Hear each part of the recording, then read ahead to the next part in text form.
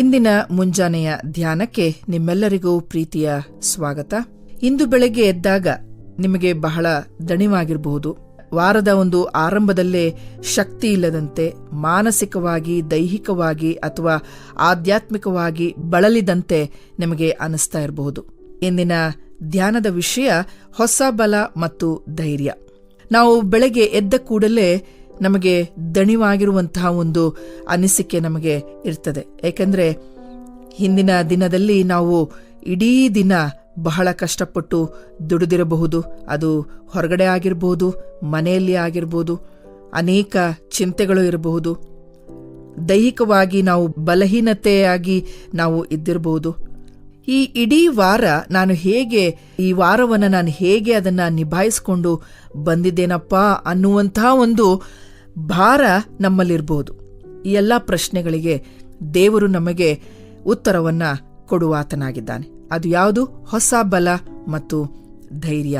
ಯೆಶಾಯನು ಬರೆದ ಗ್ರಂಥ 40ನೇ ಅಧ್ಯಾಯ 31ನೇ ವಚನವನ್ನು ನಾವು ನೋಡಿಕೊಳ್ಳುವಾಗ, ಯೆಹೋವನನ್ನು ನಿರೀಕ್ಷಿಸುವವರು ಹೊಸ ಬಲವನ್ನು ಹೊಂದುವರು, ಹದ್ದುಗಳಂತೆ ರೆಕ್ಕೆಗಳನ್ನು ಚಾಚಿಕೊಂಡು ಏರುವರು, ಓಡಿ ದಣಿಯರು, ನಡೆದು ಬಳಲರು.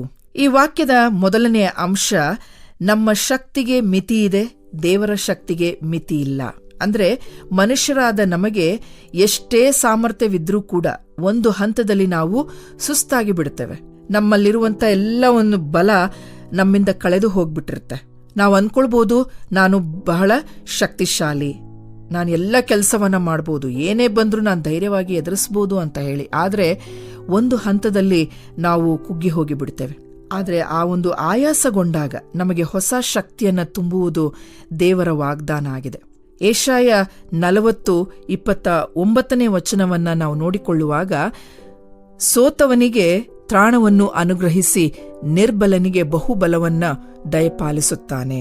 ವಾಕ್ಯ ಸ್ಪಷ್ಟವಾಗಿ ದೇವರ ವಾಕ್ಯ ನಮಗೆ ಬಲಪಡಿಸುವಂತದ್ದಾಗಿದೆ. ಅಂದ್ರೆ ಸೋತಂಥ ನಮಗೆ ತ್ರಾಣವನ್ನ ಅನುಗ್ರಹಿಸಿ, ನಿರ್ಬಲ ಅಂದ್ರೆ ಶಕ್ತಿ ಇಲ್ಲದೆ ಇರುವಂತಹ ಒಂದು ಸಮಯದಲ್ಲಿ ಬಲವನ್ನ ದಯಪಾಲಿಸುವಾತನಾಗಿದ್ದಾನೆ. ಉದಾಹರಣೆಗೆ, ನಮ್ಮ ಮೊಬೈಲ್ ಫೋನನ್ನ ನಾವು ಎಷ್ಟೇ ಒಂದು ಬೆಲೆ ಬಾಳುವ ಒಂದು ಸ್ಮಾರ್ಟ್ ಫೋನ್ ಆಗಿದ್ರೂ ಕೂಡ ಅದರ ಬ್ಯಾಟ್ರಿ 1%ಗೆ ಬಂದಾಗ ಅದು ಕೆಲಸ ಮಾಡೋದಿಲ್ಲ.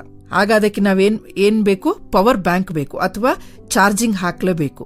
ಅದೇ ರೀತಿಯಾಗಿ ನಮ್ಮ ಜ್ಞಾನ, ಹಣ ಅಥವಾ ಪ್ರತಿಭೆ ಎಷ್ಟೇ ಇದ್ರೂ ಕೂಡ ನಾವು ಮಾನಸಿಕವಾಗಿ 1%ಗೆ ನಾವು ಬಂದಾಗ ದೇವರೇ ನಮ್ಮ ಒಂದು ಪವರ್ ಬ್ಯಾಂಕ್ ಆಗಿದ್ದಾನೆ. ಪ್ರಾರ್ಥನೆಯ ಮೂಲಕ ನಾವು ದೇವರೊಂದಿಗೆ ಸಂಪರ್ಕ ಹೊಂದಿದಾಗ ಆತನು ನಮಗೆ 100% ಅಂದರೆ 100ರಷ್ಟು ನಮಗೆ ಹೊಸ ಬಲವನ್ನ ಆತನು ತುಂಬುವಾತನಾಗಿದ್ದಾನೆ. ಎರಡನೇ ಅಂಶ, ಹದ್ದಿನ ರಹಸ್ಯ ದೇವರ ಕೃಪೆಯ ಮೇಲೆ ಆತುಕೊಳ್ಳುವುದು. ಹದ್ದು ಕಷ್ಟಪಟ್ಟು ರೆಕ್ಕೆ ಬಡಿಯುವುದಿಲ್ಲ, ಅದು ಕೇವಲ ಗಾಳಿಯ ವೇಗಕ್ಕೆ ತನ್ನನ್ನು ಒಪ್ಪಿಸಿ ಎತ್ತರಕ್ಕೆ ಹಾರ್ತದೆ. ನಾವು ಸಹ ನಮ್ಮ ಸ್ವಂತ ಶ್ರಮಕ್ಕಿಂತ ದೇವರ ಕೃಪೆಗೆ ನಮ್ಮನ್ನ ಒಪ್ಪಿಸಬೇಕು.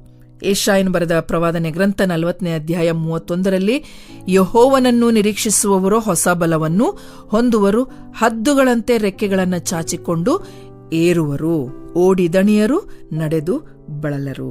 ಸಾಮಾನ್ಯ ಪಕ್ಷಿಗಳು ಆಕಾಶದಲ್ಲಿ ಹಾರುವಾಗ ಸದಾ ತಮ್ಮ ಒಂದು ರೆಕ್ಕೆಗಳನ್ನ ಬಡಿಯುತ್ತಲೇ ಇರ್ತವೆ.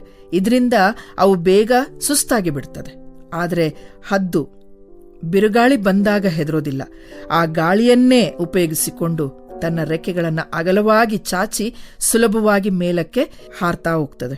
ನಮ್ಮ ಜೀವನದಲ್ಲಿಯೂ ಕಷ್ಟಗಳೆಂಬ ಬಿರುಗಾಳಿ ಬಂದಾಗ ನಮ್ಮ ಸ್ವಂತ ಬುದ್ಧಿಯಿಂದ ಹೋರಾಡಿ ಸುಸ್ತಾಗುವ ಬದಲು, ಕುಗ್ಗಿ ಹೋಗುವ ಬದಲು, ಬಿದ್ದು ಹೋಗುವ ಬದಲು ಪವಿತ್ರಾತ್ಮನೆಂಬ ಗಾಳಿಗೆ ನಮ್ಮ ರೆಕ್ಕೆಗಳನ್ನು ಚಾಚಬೇಕು. ಆಗ ದೇವರು ನಮ್ಮನ್ನ ಸುಲಭವಾಗಿ ಆ ಸಮಸ್ಯೆಯ ಮೇಲಕ್ಕೆ ಎತ್ತುವಾತನಾಗಿದ್ದಾನೆ. ಮೂರನೇ ಅಂಶ, ದಣಿವಾಗದ ನಡಿಗೆ.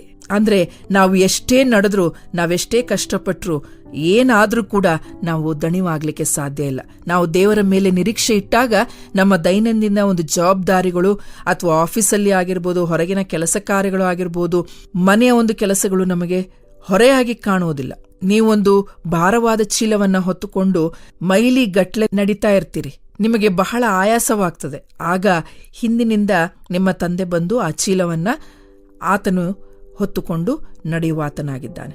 ಅವಾಗ ನಿಮ್ಗೇನನ್ಸುತ್ತೆ? ಎಷ್ಟೋ ಒಂದು ಹಗುರ ಆಗ್ತದೆ ಅಲ್ವಾ?